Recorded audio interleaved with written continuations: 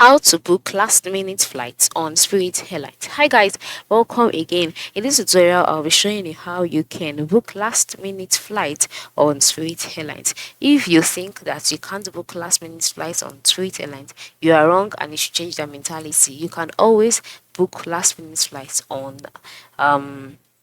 Spirit Airlines. So how do you book it? The first thing to do is to create a Spirit Airline account if you haven't already. And then once you've created it, come over and then log in into your Spirit Airlines account just like I have done here. And then once you're logged in, this is the home page. On this page, you can see several options, right? Then the next thing to do is to come to the middle of the screen and then book a flight.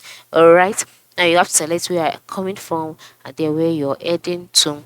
And once you selected where you're heading to, go to the right side of the screen and then click on the departure and return date. Now, since it's a last minute flight, you can just select it depending on the date you're going and time you're leaving, and then once you've selected it, click on the search flights option and then it will load, and then the flight available within that time would be displayed to you, and then you can now select the one that can suit your pocket. All right, and then once you've selected the one that you can afford, you will be asked to continue with a pricing system, either the Savers Club or by the standard pricing.